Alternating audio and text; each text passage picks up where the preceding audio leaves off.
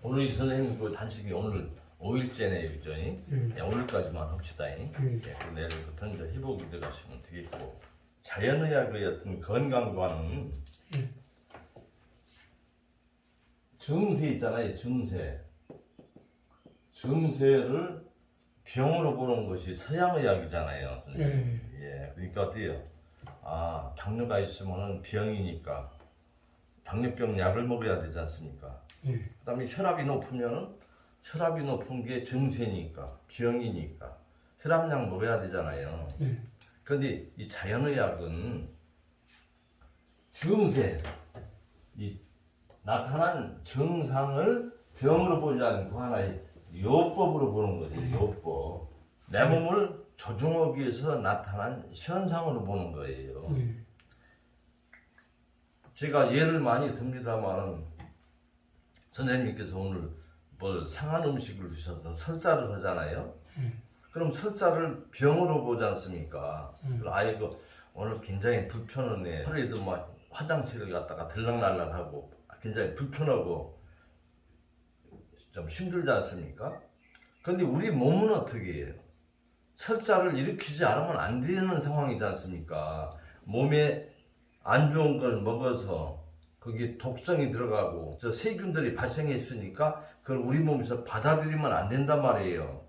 그러니까 우리 몸이 비상이 걸려서 모든 수분을 총동원해서 지금 바깥으로 배출시키는 거거든요.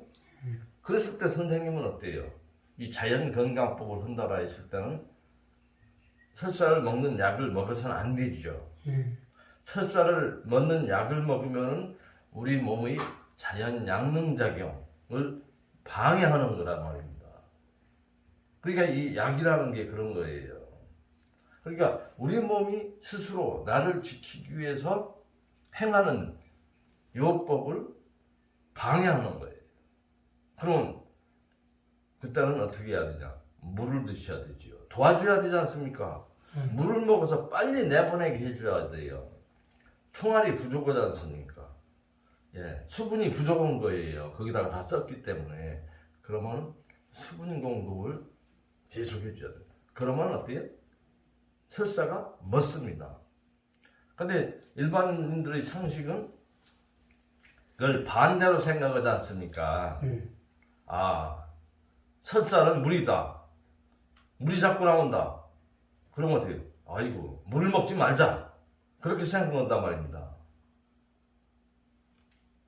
그래서 이 자연건강법은 이 증세는 질병이 아니고 하나의 요법이다. 바로 서양의학과 자연의학과의 극명한 차이거든요. 예, 그러니까 내가 몸이 탈이 왔다라 하면은 우리 몸이 적신호죠. 우리 몸을 조종하기 위해서 나타났단 말이에요. 그렇다고 방치해서는 안 되지 않습니까? 그 나타난 현상을 도와주는 요법을 반드시 행해 주셔야 됩니다. 그러니까 내가 혈압이 높아요. 갑자기 정상 혈압이 아니고. 그러면 나쁘게 될 원인이 분명히 있잖아요. 예, 많이 먹지 않습니까? 밥을 많이 먹어요. 그럼 과부하가 걸렸어요. 그럼 심장도 무리 받을 수가 있는 거고 혈압이 오를 수가 있는 거예요. 식사량을 줄여줘야 돼요. 그래서 몸속에 혈액량도 좀 줄여야 되지만은 여러 가지 스트레스 요인도 해결해 줘야 되는 거고 또 물을 많이 먹어주고 몸에 축적된 혈관벽에 끼어있는 노폐물 찌꺼기 그런 부분들을 생성시키지 말아야 되는 거거든요. 그래서 우리 몸이 하는 그냥 방치한 상황에서는 심장에 무리를 받기 때문에 일단은 압을 통해서라도 피를 내보내줘야 되는 그런 부분이거든요. 예, 그때는 그러한 현상을 인지해서 거기에 따라서 내가 조치를 해줘야 되는 거거든요. 위로 오르게 되면 밑으로 빠질 수 있도록 관장을 해준다든가, 그렇잖아요. 무슨 저 여러 가지 통변제를 이용해서 배설을 촉진시켜 준다든가, 그렇게 되면 혈압이 떨어지게 되는 거죠. 또 그러한 생활, 몸에 여러 가지 정체는 모든 부분들이 머무르지 않을 수 있도록 뭐 일일 단식을 해준다든가 바로 그렇습니다. 이 바로 정체는 요법이다. 그럼 반드시 질병이 되는 여러 가지 그 원인이 있지 않습니까? 어떤 단편적 시각에서 문제를 찾기보다는 이런 큰 틀, 종합적인 시각에서 문제의 원인을 알고 그에 따라서 조치하는 방법을 여기서 얘기하는 것이 이 건강법이거든요. 선생님께서 지금 행하시는 그 단식도 하나의 요법이거든요. 여태까지 청소를 안 했기 때문에 청소를 해서 몸을 깨끗이 하는 거거든요. 그러면 여러 가지 질병의 원인이 뭐냐 그러면은 첫째가 여러 가지 척추, 두 번째가 혈액순환의 부동속이라고 합니다. 상체와 하체의 어떤 순환 속도가 차이가 있어요. 우리 인간은 직립으로기 때문에 동물에는 그런 부분이 없습니다. 세 번째는 이제 신경의 부조화거든요. 부조화. 네 번째가 이제 체액의 불평형. 다섯 번째가 이제 숙변의 정체. 그렇게 얘기가 됩니다. 그럼 이거 하나하나 선생님께서 잘 이해를 해 주셔야 되고요. 그럼 그 문제를 풀어가는 방법이 뭐냐? 바로 6대 법칙입니다. 6대 법칙. 그러면 6대 법칙이 뭐냐? 딱딱한 데 있어야 되죠. 평상 침대. 방에 지금 이거 밑에 그 평상을 깔고 주무셔야 됩니다. 이렇게 깔고 주무셔야 됩니다. 뭐 옆으로 자면 어떻게 됩니까? 안 되죠. 근데 내 같은 경우는요 다리가 못 자거든요 계속. 그러니까 너무 욕심은 부리지 마시고요. 점진적으로.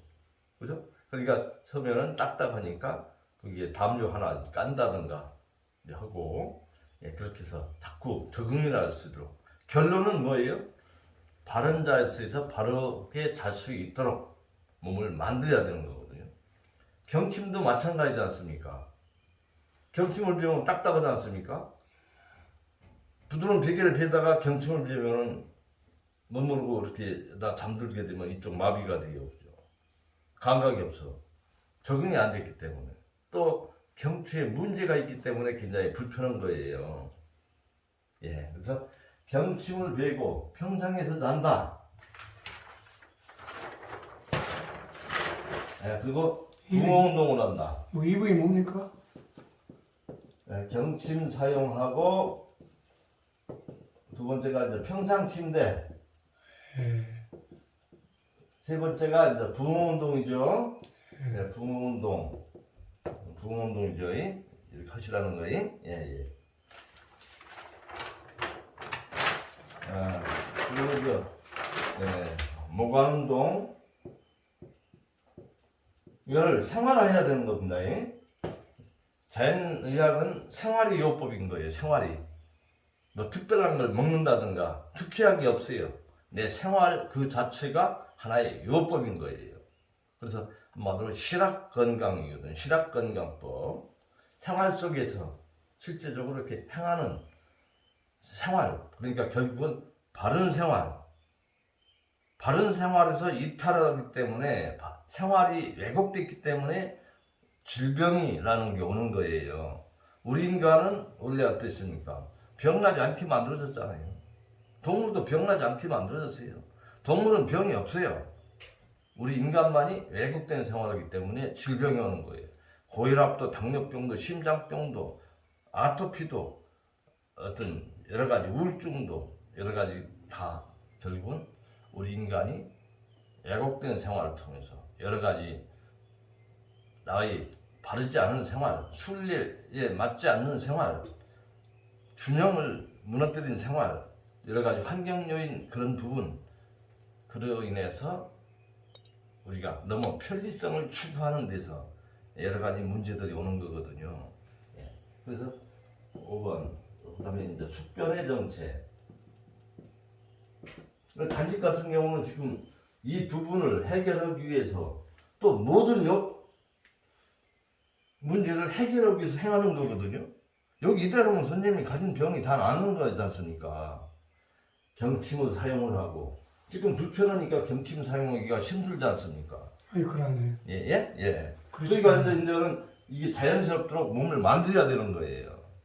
그러니까 제가 거꾸로 매달리고 자꾸 하는 거예요. 그 다음에 평상에서 살 수 있도록 몸을 만들어줘야 되는 거예요. 그 다음에 이 부운동도 측만 좌우 문제를 해결하기 위해서 아침 저녁으로 행해 주셔야 되는 거예요. 행해 주지 않고 내가 생활 속에서 바른 생활을 하지 않고 지금 그냥 살아온 대로 편리를 추구하면서 살아왔다라면은 나의 자화상은 요양병원인 거예요. 그렇잖아요? 그러니까 바로 건강법으로 진보하지 않으면 안 된다라고 하는 거예요. 선생님 주변에서 다 보잖아요. 아이고 나이 들으니까 어쩔 수 없어. 아이 나이 드니까 안 아픈 데가 없네. 허리도 아프고 영 막 눈도 안 좋아지고 뭐 여러 가지 부분 온 전신이 맞은 것 같아. 모든 게 묵직하니 다. 예? 그러다가 이제 결국은 병원에 가면은 어디가 안 좋아졌네 해서 이제 약을 찾기 시작하는 거예요. 그러니까 64세까지는 문제 없어 다. 건강 수명 64세니까. 그 후부터는 시름시름 아파지기 시작하고 약을 병원에 들락날락 하게 되고 약을 찾게 되고 그러면 이제 결국은 시간이 지나면은 자식들이 불편해. 모시기가 힘들어. 그러면 결국은 요양병원에 가는 거죠. 다 그렇게 가잖아요. 예, 우리는 그렇게 하지 않고 그 천수를 노리다가 알지 않다가 문 열어보니까 잠자다가 갔다. 그렇게 가는 사람도 있잖아요. 그죠? 그거는 결국은 내 생활이 바로 하게 되면 지금 말씀드린 것과 같이 어느 것이 바른 생활이고 어느 것이 그죠? 우리가 살아가는 데 있어서 정답인가를 알아서 그걸 해결하기 위해서 이제 실천해 주시면 되는 거예요. 그 방법을 여기서 제시하는 거지 않습니까? 바로 지금 단식하면서도 붕어 운동, 모관 운동, 합장 압축 운동, 그 다음에 여러 가지 등배 운동, 예. 그런 걸 다 해가는 거거든요. 뭐 등배 운동을 어떻게 예, 합니까? 그건 제가 바깥에 나가서 같이 저하고 한번 실습을 해보도록 하십시다. 예. 예. 바로 이거를 실천은 다 앵무새마냥 입으로만 되뇌서는 안 되고요. 내가 몸소 실천은 아침부터 아침 자고 일어나면 어때요? 평상에서 잤잖아요. 경침에서 잤잖아요. 그럼 풍욕을 하지 않습니까? 그러고 나서 붕어 운동을 하고 모관 운동을 하고 합장압축 운동을 하고 등배 운동을 하고 물 한 컵 먹고 그죠? 그리고 마금을 통해서 통변 될 수 있도록 해주시고 그러면 하루 일과가 시작되면서 그런 부분을 다 행했지 않습니까? 그리고 일과를 마치고 나서 또 행하시고 주무시면 됩니다. 그 시간이 뭐 한 30분밖에 더 걸려요. 그죠? 풍욕을 하는데 풍욕하는 과정에서 그런 거라 또 이제 명상도 좀 하시고 근데 바쁘다 보니까 안 하고 물도 많이 안 드시고 변비도 있는지도 모르고 바쁘니까 예, 그런 게 자꾸 밀리지 않습니까? 내 업이 있기 때문에 그런 걸 생각하면서 직장 생활하는 거예요. 그렇지가 않잖아요. 내가 몸이 요구하는 대로 물 같은 경우도 하루 종일 물 한 잔도 안 먹었네. 바쁘다 보니까 그러다 보니까 하루에 2잔 먹을 때도 있고 3잔 먹을 때도 있고 비타민C 생야채 안 먹었네. 감잎채 안 먹었네. 그럼 결국은 뭐냐 비타민C 부족하고 몸의 기능은 자꾸 저하되는 거죠. 항상 소비된 건 또 보충해주고 근데 그게 이제 어느 정도 몸속에 자리 잡게 되면은 자연스럽게 되는 거죠. 갈증나고 그렇게 몸을 만들어야 되는 거죠. 그래서 제일 중요한 거는 이제 자세 같은 거 있잖아요.